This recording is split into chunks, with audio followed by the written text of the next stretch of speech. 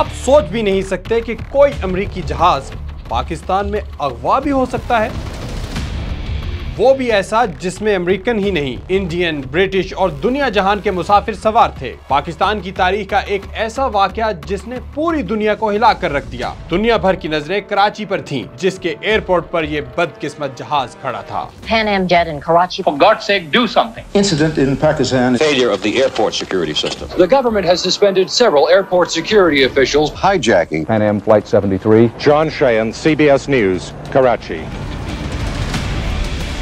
ये दुनिया की सबसे बड़ी एयरलाइन में से एक पैनम की फ्लाइट 73 थी, जो हाईजैकर्स के कब्जे में थी। ये जहाज किसने और क्यों हाईजैक किया? हाईजैकर्स जहाज में दाखिल कैसे हुए? इसमें मुसाफिर कितने थे और तैयारे की मंजिल क्या थी? कहानी बहुत हैरत अंगेज है और अंजाम बहुत खूनी। मेरा नाम मुदस्सिर नज़ीर है। मेरी कोशिश होती है कि आपको पाकिस्तान की तारीख की वो स्टोरी सुनाऊं जो अनटोल्ड हो। आज की कहानी में भी बहुत कुछ एक्सक्लूसिव होगा जो आपको कहानी से जोड़े रखेगा।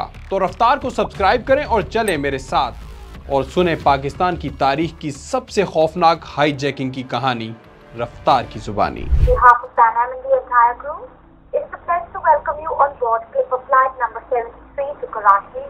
with continuing services to Frankfurt and New York. Thank you and good day. ये बात है 1986 की 4 और 5 सितंबर की दरमियानी शब। मुंबई से न्यूयॉर्क के लिए एक फ्लाइट की तैयारी है। यह है पैनम की फ्लाइट 73। इस फ्लाइट को दरमियान में कराची पर भी एक स्टॉप लेना है। सुबह 4:30 बजे ये परवाज कराची पहुंचती है। इसकी अगली मंजिल थी जर्मनी का शहर फ्रैंकफर्ट। कराची से इस जहाज में कई मुसाफिर सवार हुए, कुछ ऐसे भी जिन्हें नहीं होना चाहिए था। ये वो लोग थे जो जहाज को कहीं और ले जाना चाहते थे। ये लोग कौन थे? जहाज को क्यों और कहां ले जाना चाहते थे? लेकिन पहला सवाल तो ये है कि वो दाखिल कैसे हुए। सुबह 6 बजे फ्लाइट टेक ऑफ की तैयारियों में मसरूफ थी। अचानक सायरन और चमकती हुई लाइट्स वाली एक वैन हवाई जहाज तक पहुंचती है। 4 लोग उसमें से उतरते हैं जो एयरपोर्ट सिक्योरिटी की वर्दी में थे। इनके पास असॉल्ट राइफल्स भी थी, पिस्तौल, दस्ती बम और धमाका खेज बेल्ट भी। वो फायरिंग करते हुए रैंप पर चढ़ जाते हैं और जहाज में दाखिल होने की कोशिश करते हैं। 5 सितंबर 1986 को मेरी मॉर्निंग ड्यूटी थी और तकरीबन 6:30 और 6:45 के दरमियान मैं अपनी ड्यूटी पे पहुंचा वक्त से पहले और टामेक पे आ गया। मैंने जिन साहब को रिलीव करना था आउटगोइंग शिफ्ट के, अजीज़ बलोच साहब, वो आए और उन्होंने मुझे गाड़ी हैंडओवर की, गाड़ी की चाबी दी और वायरलेस दिया। मुझे उन्होंने बस निकलते हुए ये कहा कि पैन एम पे कोई धामा धूमी हो गई है। अब वो लियारी के थे, वो अपनी स्टाइल में बोले, लेकिन कोई एक्सप्लेनेशन उन्होंने मुझे नहीं दी। मैं गाड़ी लेके फ़ौरन पैन एम की तरफ गया। मैं समझा कि शायद फ़्लाइट पे कोई इशू हो गया, डिले ना हो रही हो। तो फ़्लाइट के ऊपर जब मैं पहुंचा हूं तो मैंने जो ड्राइविंग रूल्स होते हैं एयरपोर्ट के, उसके मुताबिक गाड़ी नोज़ से अप्रोच की जहाज़ के। तो वहाँ ऑलरेडी एक ऑफ वाइट कलर की हाई रूफ सुजुकी खड़ी हुई थी जिसके ऊपर एप्रन लाइट वगैरह लगी हुई थी और वो उसके दरवाजे खुले हुए थे और पीछे के भी हिस्सा उसका खुला हुआ था। बहरहाल मैं गाड़ी से उतरा, उसका हैचबैक खुला हुआ था। मैं गाड़ी से उतरा और उतर के मैं जहाज़ की होल्स की तरफ गया जो उसके राइट हैंड साइड पे होते हैं। तो मैंने देखे कि होल्स दोनों सारे बंद हैं और जो इक्विपमेंट है वो भी लोवर्ड है। तो जहाज़ इस तरह का था जैसे डिपार्चर के लिए तैयार है। जब मैं पलटा तो फिर मैंने उस वक्त देखा कि 2 इनर्शिया रील्स जो है वो जहाज़ की कॉकपिट की विंडो से हैंग कर रहे हैं। ये देखकर मैं ज़रा परेशान हुआ। Inertia reels basically in case of emergency cockpit crew के इवैक्यूएशन का एक सिस्टम होता है। समझे कि एक मेटल की कॉर्ड होती है जिसको पकड़ के हैंडल के साथ कॉकपिट क्रू कूद जाता है और आहिस्तगी के साथ उनको ग्राउंड पे ले आता है। जब मैंने ये देखा तो मुझे समझ आया कि समथिंग इज अनयूजुअल। सुबह का वक्त था, कोई 6 बजे का। मैं सो रहा था घर पे। मेरे पास जो हमारे रॉयटर के रिपोर्टर थे इब्राहिम खान कराची में, वो घर पे आए और उन्होंने दरवाज़ा बजाया। तो उठा, मैं देखा उनको। मैं थोड़ा देर में आया क्योंकि बात हो गई है। तो उन्होंने कहा, भाई आप यहाँ सो रहे हो पड़े हुए, वहाँ हाईजैकिंग हो गई है। मैं तो वहाँ से चक्कर लगा के आ गया हूँ, अब मैं जाके कुछ चला रहा हूँ खबर वगैरह, आप पहुँचो। तो मेरे पास वेस्पा थी, बस पहले ही मैं निकला। जब मैं एयरपोर्ट पहुंचा तो सन्नाटा था बिल्कुल, वहाँ पार्किंग लॉट पे भी सन्नाटा, और मैंने गाड़ी खड़ी की। ये ओल्ड टर्मिनल होता था उस वक्त। जिस वक्त मैं एंटर हुआ तो वहाँ अंदर हर तरफ आर्मी के सोल्जर्स फैले हुए थे चारों तरफ। थोड़ा सा मैं रुका, इसलिए कि वो आज के ज़माने की बात नहीं है। अब तो बात आसानी है। पहले तो कैमरा देखते ही तोड़ते थे, ठुड्डे अलग पड़ते थे। अगर आपने कैमरा सीधा किया उनकी तरफ तो आप दांत वाँत तोड़वा के आते थे। चश्मे भी टूटे हमारे कई दफ़ा। मैंने सोचा कि ये जहाज जो है पहले इसकी तस्वीर तो बनाओ। उसके लिए सीढ़ी चढ़ के जाना पड़ता था। फर्स्ट फ्लोर पे एक रेस्टोरेंट था और वहाँ नॉर्मली लोग आते जाते थे। वो बिल्कुल खाली पड़ा हुआ था, लेकिन सीढ़ी में मुझे फौजी खड़े हुए मिले। मुझे नहीं रोका, किसी ने नहीं रोका। मैं उनके पास से गुजरा और मैंने अंदर झांका, कोई भी नहीं था, मेज़ें खाली पड़ी हुई है।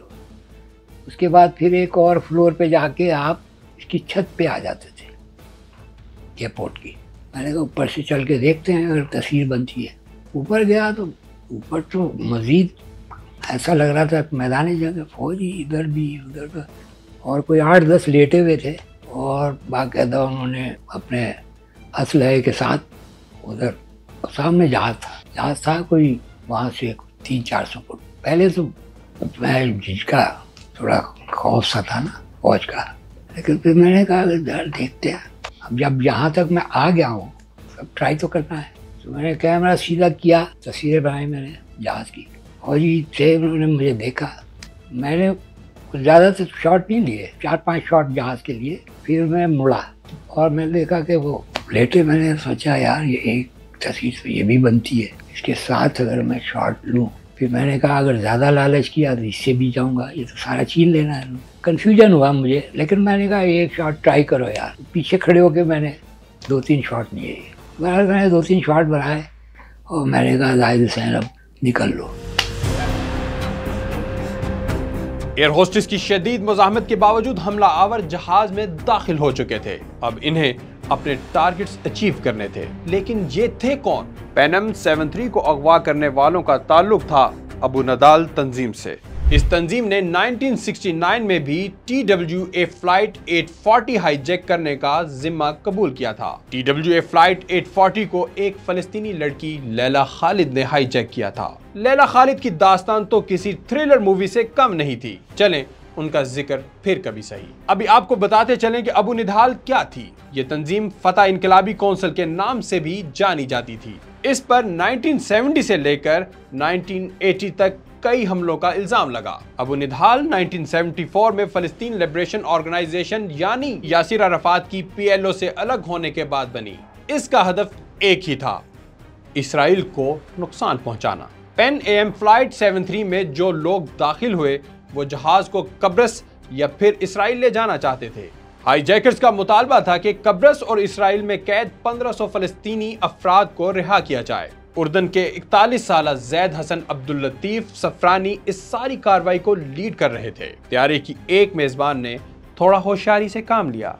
वो हाईजैकरों की नजरों से ओझल थी। उसने हाईजैक कोड कॉकपिट के अमले तक पहुंचा दिया ताकि कॉकपिट खाली हो जाए। बस हाईजैकर्स के लिए यहाँ गेम पलटने वाली थी। Pilots initial real escape device के जरिए जहाज से निकलने में कामयाब हो गए। इस डिवाइस को ओवरहेड इमरजेंसी हैच भी कहते हैं। यही वो चीज है जिसे देखकर मुस्तफा राफिद परेशान हो गए थे, और जिस of white Suzuki high roof का जिक्र उन्होंने किया वो भी उन्हीं हाईजैकर्स की थी। इस सिचुएशन को देखकर मुस्तफा घबरा रहे थे और अब वो जहाज के स्टेप्स की तरफ बढ़ रहे थे।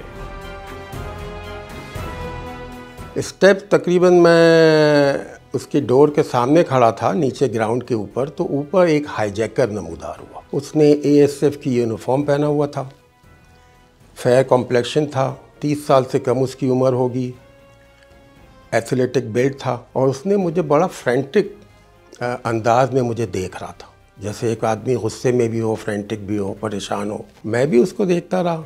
उसने कुछ सेकंड हमारा आई कांटेक्ट हुआ, उसके बाद वो तेज़ी से अंदर चला गया। तो मैं भी अपनी गाड़ी की तरफ पलटा। जब मैं अपनी गाड़ी की तरफ जा रहा था तो मैंने वो हाई रूफ जो ऑफ वाइट कलर की थी उसके अंदर झांक कर देखा तो उसके फ्लोर के ऊपर कुछ हैंड ग्रेनेड्स पर रखे हुए थे, कुछ बड़े और कुछ छोटे, 2 साइज़ में थे। यहाँ मुझे समझ में आ गया कि I am at a wrong place at a wrong time.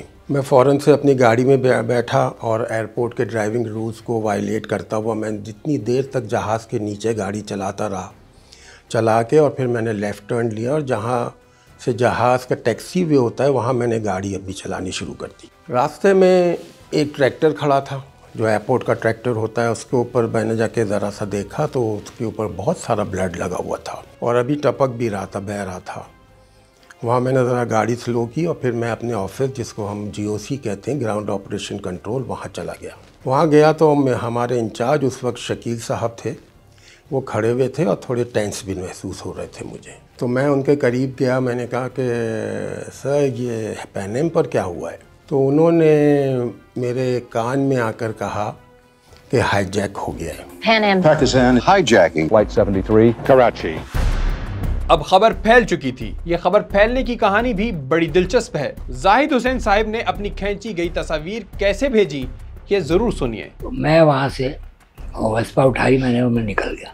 वहाँ से फिर ये मैंने प्रोसेस किया डॉन में। उसके बाद फिर मैंने ये जहाज़ की तस्वीर जो है ब्रेकिंग भेजी। हांगकांग में था रॉयटर्स का वो। अच्छा, उस वक्त लक थी मेरे साथ। लक ये थी कि पहले हम बेचते थे TNT के ज़रिए से स्टिकर से।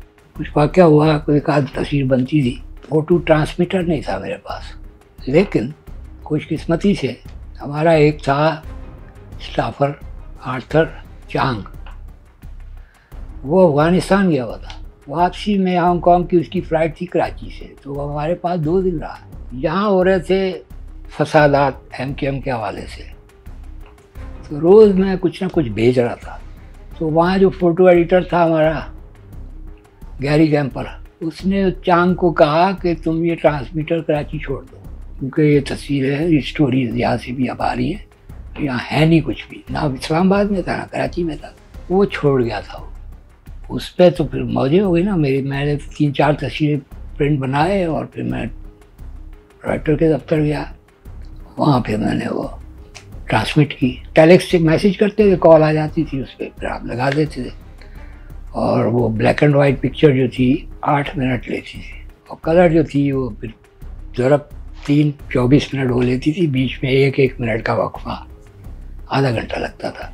और अगर लाइन कट गई दोबारा भी। तो मैंने दे दी। अब वो फैल गई जितनी देर, उसके बाद मैं फिर चला गया एयरपोर्ट।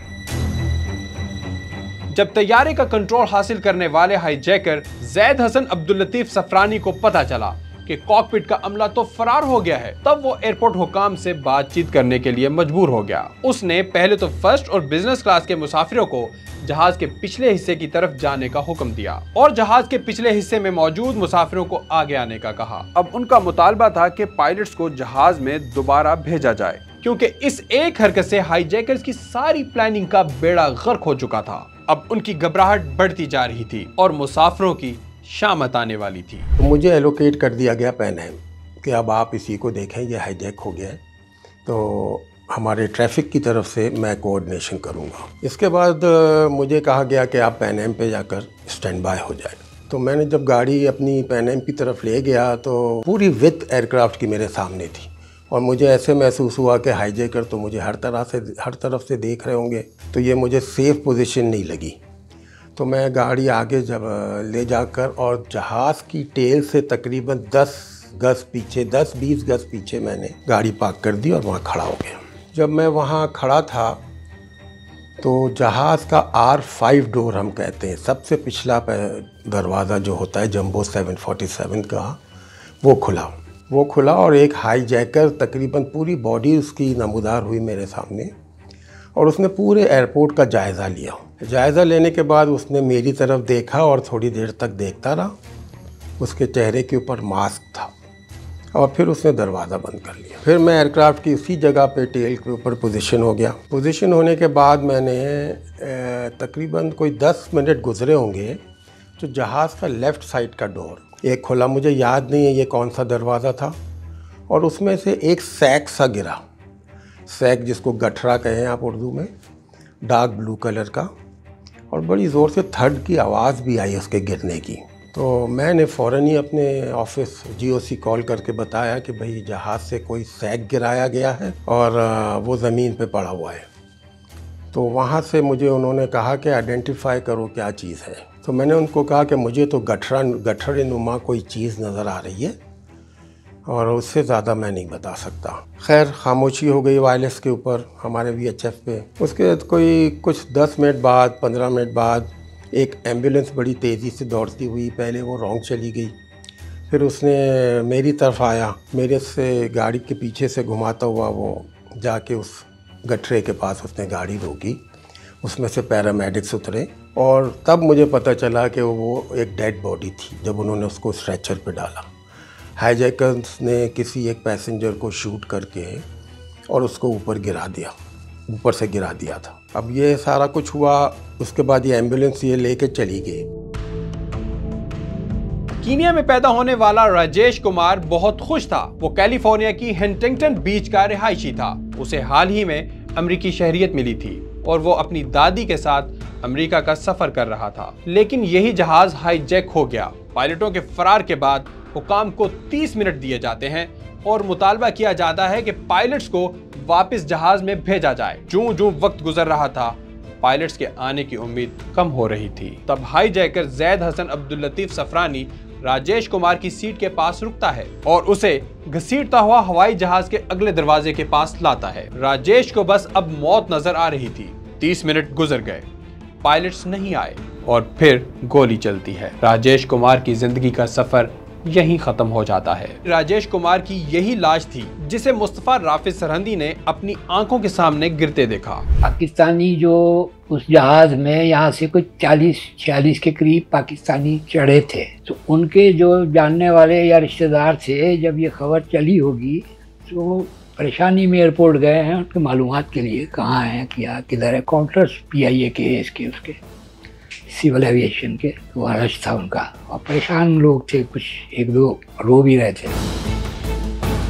राजेश कुमार के मरने के बाद बाकी मुसाफिरों में खौफ की लहर दौड़ गई। जहाज में मौजूद हर फर्द यही सोच रहा था कि अब उसकी बारी है। अब हाईजैकर्स ने फ्लाइट में सवार अमेरिकी शहरियों की शनाख्त करना शुरू कर दी और जहाज के अमले को ऑर्डर किया कि सब मुसाफिरों के पासपोर्ट्स इकट्ठे किए जाएं। यहाँ जहाज की एयर होस्टेस ने फिर होशियारी से काम लिया और अमेरिकी शहरियों के पासपोर्ट सीटों के नीचे छुपाने शुरू कर दिए। इस तरह अमेरिकी बाशिंदों की शनाख्त नहीं हो पाई। अब उन्होंने बरतानवी शहरी माइक थेक्सटन पर इत्तेफाक करते हुए उसे पकड़ लिया। माइक पाकिस्तान में K2 देखने आया था, लेकिन अब वो जहाज के फर्श पर बैठा था और उसके हाथ सर पर थे। पैनम जहाज के अंदर तो क़यामत बरपा थी, मगर बाहर के हालात भी मुख्तलिफ न थे। मामला आलमी सतह का था और फिर जनरल ज़ियाउल हक के हुक्म पर SSG कमांडर्स मैदान में आ गए।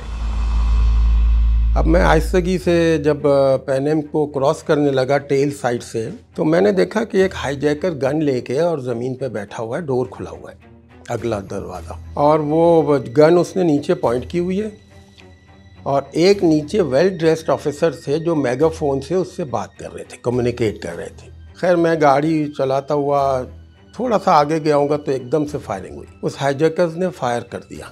उसने पहला बर्स्ट मारा तो मेरे लोडर ने, आशिक ने मुझे कहा कि आप सर फ़ौरन ज़मीन पे लेट जाएं। मैं गाड़ी से कूद के ज़मीन पे लेट गया। गाड़ी को हैंड ब्रेक भी नहीं खींचा, वो रोल करके आगे चली गई और ज़मीन पे लेटा रहा। उसने 2-3 बर्स्ट चलाए और वो जो मेगाफोन वाले साहब थे उन्होंने मेगाफोन को बहुत ज़ोर से फेंका था और वो क्राउल करते हुए बाकायदा जाके जहाज़ के नोज़ व्हील के पास जाके बैठ गए। क्योंकि नोज़ व्हील का इलाका ऐसा होता है, वो किसी दरवाजे से ज़ाहिर नहीं होता, वो अगर वो टारगेट करना चाहता तो कर नहीं पाता।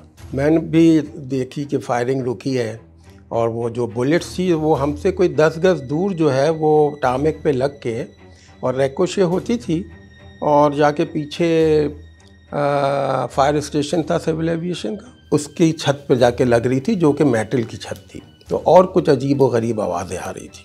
हमने फ़ौरन गाड़ी स्टार्ट की और हम भी जाके वो फायर स्टेशन के अंदर जाके हम भी बैठ गए एक महफूज जगह पर और दीवार से पीछे से हम देखते रहे कि क्या हो रहा है। तो वो साहब जो थे वो बेचारे नोज़ व्हील के साथ ही बैठे रहे और काफ़ी देर बैठे रहे और उसके बाद शायद टावर से नेगोशिएशंस हो रहे होंगे तो उनको शायद हाईजैकर ने इजाज़त दी कि वो आप चला जाए, उसको कुछ नहीं कहा जाएगा, वो चले गए। तो यही टाइम मैंने भी मुनासिब समझा कि नॉर्मलाइज हो गए हालात। तो मैंने एयरक्राफ्ट की एयरपोर्ट का ईस्टर्न साइड पूरा क्लियर करके और सारा इक्विपमेंट वेस्टर्न साइड पे ले गया और फिर मैं अपने ऑफिस GOC गया। तो वहाँ मैंने देखा कि एक सीनियर ऑफिसर पाकिस्तान आर्मी के खड़े हुए थे और उनके साथ मेरे एक दो कुलीग्स जो मेरे साथी थे जॉब पे, वो भी खड़े हुए, बातचीत हो रही है। जब उन्होंने मुझे देखा तो मुझे इशारा किया कि बुलाया इशारे से, मैं भी वहीं चला गया। तो उन ऑफिसर ने मुझसे पूछा कि मैंने क्या देखा, तो मैंने उनको बताया ऐसे ऐसे मैंने देखा जो भी, कि हैंड ग्रेनेड्स थे और बुलेट्स का मुझे इतना याद नहीं है लेकिन मेरे ख्याल में मैगजीन्स रखे हुए थे। तो वो उनको मैंने बताया, उन्होंने कहा चलिए ठीक है। उनका मुझे बाद में पता चला कि शायद वो ब्रिगेडियर TM थे, ये एक पाकिस्तान के बहुत डेकोरेटेड ब्रिगेडियर थे कमांडोज के। फिर ये बात उनसे मैं करके और बस फिर मैं अपने ऑफिस में बैठ गया। इस हाईजैकिंग की तमाम तहकीकाती रिपोर्ट के मुताबिक हाईजैकर से बातचीत का सिलसिला कराची एयरपोर्ट पर मौजूद पैन एम फ्लाइट के ऑपरेशन डायरेक्टर वाराफ डोगरा ने किया था। हमारी तहकीकात के मुताबिक मुस्तफा राफी सरहंदी हाथ में मेगाफोन थामे जिस वेल ड्रेस ऑफिसर का जिक्र कर रहे हैं वो पैन एम फ्लाइट के ऑपरेशन डायरेक्टर वाराफ डोगरा ही थे। खैर, स्टोरी आगे बढ़ाते हैं। सूरज ढलने लगा, मुसाफिरों की घबराहट बढ़ रही थी। इस हालत में भूख कैसे लग सकती है, खौफ इससे कहीं ज्यादा था। इन खतरनाक लम्हात में हाईजैकर अब्दुल लतीफ सफरानी जहाज के एक मेजबान को कब्रस ले जाने और तैराकी के गुर सिखाने की पेशकश कर रहा था। लेकिन ये टाइम पास भी ज्यादा देर नहीं चला। वक्त तेजी से निकलता जा रहा था। जहाज में रोशनी तेजी से कम होने लगी और AC भी कमजोर पड़ने लगे और बातचीत का सिलसिला भी रुक गया। लेकिन अफवाहें ज़रूर गर्दिश कर रही थी कि अमेरिकन फोर्सेस आ रही है डियो गार्सिया से, और कभी कहा जाता था कि एयरक्राफ्ट जा रहा है, इसको फ्यूल दिया जाएगा, रिपेयर किया जाएगा, और शायद वो हाईजैकर्स जो थे वो इसको साइप्रस या इसराइल ले जाने के लिए कह रहे थे इस एयरक्राफ्ट को, और वो कॉकपिट क्रू को भी कह रहे थे कि वापस आए, जो वो नहीं आए। तकरीबन रात के 10 बज रहे थे। हाईजैकर्स के सब्र का पैमाना अब लबरेज होता जा रहा था। जहाज की मेजबान ने एक हाईजैकर को बताया इमरजेंसी पावर 15 मिनट के बाद बंद हो जाएगी और जहाज में अंधेरा छा जाएगा। जिस वक्त जहाज में रोशनी कम हो रही थी उस वक्त फ्लाइट अटेंडेंट और मुसाफिर कैबिन के सेंटर में मौजूद थे। बहुत से लोग ऐसे थे जो नीचे बैठे हुए थे और कुछ लोग दरवाजों के पास बैठे हुए थे। मुस्तफा राफी सरहंदी साहब की ड्यूटी खत्म हो गई और अब उन्होंने अपना चार्ज अपने साथी फरीदुद्दीन को दे दिया था। इन्होंने अपने साथी का आंखों देखा हाल भी रफ्तार को सुनाया। इन्होंने मुझे बताया कि जब मगरिब हुई है और अंधेरा हुआ है तो हर एयरक्राफ्ट जहाँ खड़े रहते हैं उसको बे कहते हैं। उनकी अपनी बे लाइट्स होती है, सर्च लाइट्स होती हैं जो उस इलाके को रोशन कर देती है। वो किसी ने ऑन कर दी और उसके बाद रीज़न बिहाइंड क्या था ये मुझे उन्होंने नहीं बताया, लेकिन वो लाइट किसी ने ऑफ करवा दी फिर से। और उसके बाद कोई मिसअंडरस्टैंडिंग हुई जो कहा जाता है लोगों की अपनी सोच के मुताबिक के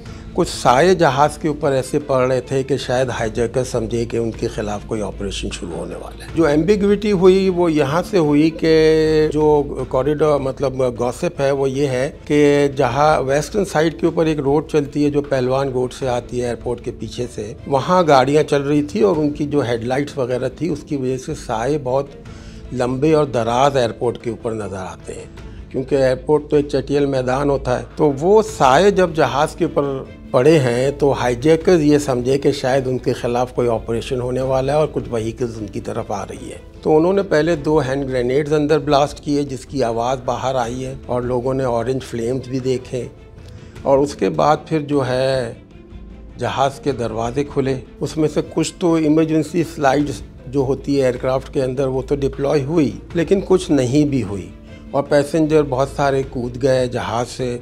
बहुत सारे जो थे वो विंग की तरफ भागे और विंग के ऊपर भागते हुए वो इतना घबराए कि वो विंग के कोने तक चले गए, तो उससे बहुत सारी इंजरीज हुई। रोड है ना, इसको मैं क्रॉस किया, आगे निकला तो मेरे पास से एक एम्बुलेंस गुजरी सायरन के साथ, दूसरी गुजरी, 10 हो गई, 15 हो गई, 20 हो गई। मैंने कहा कार्रवाई हो गई है वहाँ पे, उनके पीछे लगा दी मैंने वेस्पा। वो टर्मिनल रोड था वहाँ नहीं गया, वो उसके बराबर में आके जाके गेट था कार्गो का, वहाँ गई हैं वो सारी एम्बुलेंस। ये लोग इधर थे और इनको जो वहाँ मौजूद थे निकलने नहीं दिया फौज में उस सेंटर से, जबकि मैं जो था मुझे पता ही नहीं यहाँ हुआ क्या है। अंधेरा गुप्त था वहाँ, तो जैसे ही वो एम्बुलेंस से वहाँ रनवे पे चढ़ी है, हमारी वेस्पा भी रनवे पे चलती रही। आगे जाए तो आगे देखा कि जहाज़ के करीब कुछ हरकतें हो रही हैं, भगदड़ सी है और ये वो। उनकी जो हेडलाइट्स में कुछ नज़र आया, उससे लग रहा था कि ये मुसाफिर हैं जो भाग रहे हैं निकल के। तो गाड़ी मैंने नहीं छोड़ दी और ये कुछ शॉट बनाए। फिर किसी ने कहा कि यही था ये जो हाईजैकर करे। तो समझ नहीं आ रही थी, अंधेरा था। फ्लैश एक दो मैंने मारी तो कुछ पता चला, तो वो उसको पकड़ा हुआ था कुछ लोगों ने, को बांधने के लिए रस्सी ढूंढ रहे, ना रस्सी मिल रही है ना कुछ। तो ये जो पेटियाँ वेटियाँ वहाँ पड़ी हुई थी कार्गो की, उसमें से निकाली किसी ने बांध की, उससे बांधा था इसको।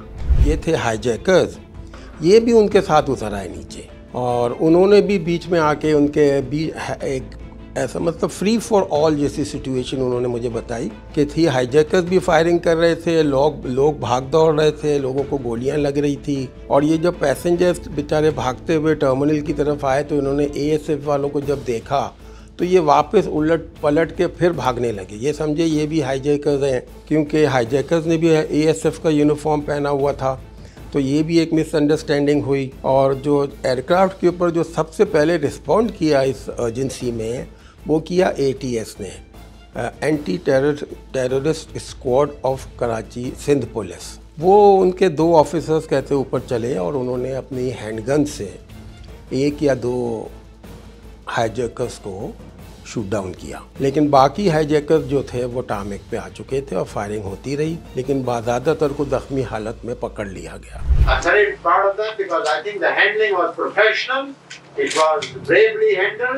And the result was totally what we expected. पैनम के अमले के मुताबिक जहाज का इमरजेंसी दरवाजा नीरजा नामी एयर होस्टेस ने खोला था। मुसाफिरों को निकलने के बाद जब वो खुद नीचे उतर रही थी तब उन्हें गोलियां लगी, जिसकी वजह से वो शदीद जख्मी हो गई।